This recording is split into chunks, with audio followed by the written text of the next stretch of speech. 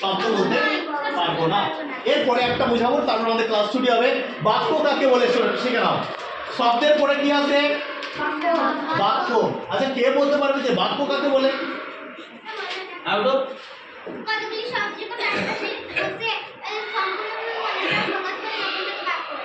ঠিক বলেছেন। আচ্ছা দেখো, প্রথমে আমরা শিখলাম ধ্বনি। ধ্বনির পরে কি শিখলাম? বর্ণগুলো পাশাপাশি বসে কি তৈরি হলো? এবার যদি শব্দগুলো পাশাপাশি বসে কি তৈরি হবে? তাহলে ধরো ধরো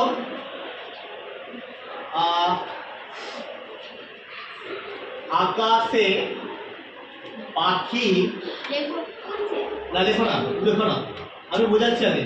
আকাশে পাখি কি উড়ছে। এখানে দেখো আকাশ একটা কি শব্দ, পাখি একটা কি উড়ছে কি শব্দ। তাহলে কটা শব্দ পাশাপাশি বসেছে? তিনটে শব্দ পাশাপাশি বসে কি তৈরি হয়েছে? বাক্য আকারে বড় হয় না ছোট হয়? শব্দ আকারে কি হবে? তাহলে বর্ণ পাশাপাশি বসলে শব্দ হয়, শব্দ পাশাপাশি বসলে কি হয়? বাক্য হয়। বোঝা গেল? তাহলে এক বা একাধিক শব্দ পাশাপাশি বসে যখন মনের ভাব প্রকাশ করবে। আচ্ছা এটা যদি উল্টো পাল্টা করে লিখে দিই শব্দ, এটা বাক্য হবে না?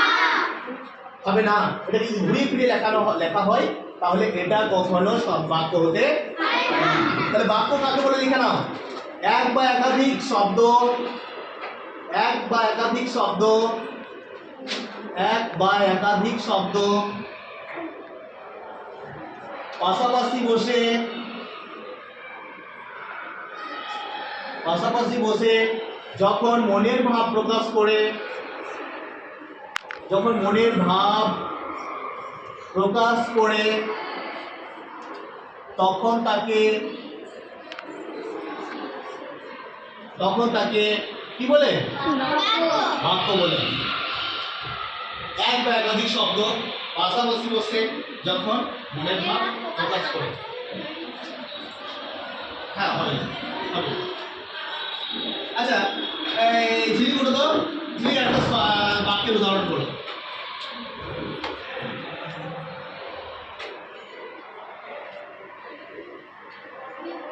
আমি বই পড়ি।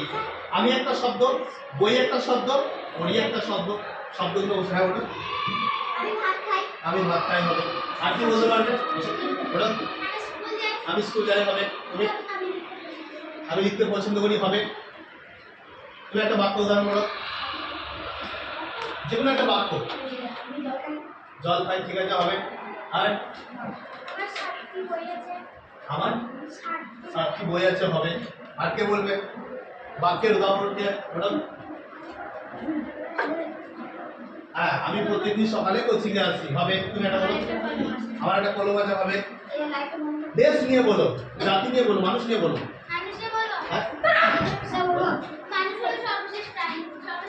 হ্যাঁ মানুষ হলো সর্বশ্রেষ্ঠ প্রাণী। এই যে পুরো লম্বা লাইনটা বললো, এটাই হচ্ছে বাক্য। গরিব মানুষকে সাহায্য করা দরকার, এটাও বাক্য, তাই না? বসো বসো। আর বলবে তুমি একটা বাক্য উদাহরণ করো। তুমি একটা বাক্যের উদাহরণ করো। আমি খেলা করি, ঠিক বলেছে। আর তুমি একটা বলো, বল যে কোনো একটা। আমি স্কুলে যাই হবে। তুমি একটা বলো। হ্যাঁ বোর্ডে লেখা রয়েছে হবে। তুমি একটা বলো। আমি বই পড়ি হবে। তুমি একটা বলো। বই আছে। তুমি? আমি সাইকেল চালাই হবে। তুমি একটা বাক্য বলো। একটা বাক্যের উদাহরণ বলো, যে কোনো।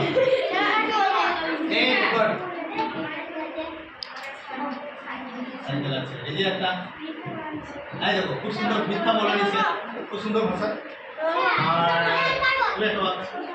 হ্যাঁ সবসময় সত্যি কথা বলতে হয়। আমাকে ছবি আঁকতে ভালো লাগে, বেশ। এটা আর তুমি বললে একটা বলো বাক্য উদাহরণ। এই বক্স আছে। আচ্ছা এরপরে তুমি একটা বাক্য উদাহরণ বলো। বাহ খুব সুন্দর একটা বাক্য না? আমি আমার দেশকে ভালোবাসি। I love my India. খুব সুন্দর। বসো। আর কে বলবে? বলেছো?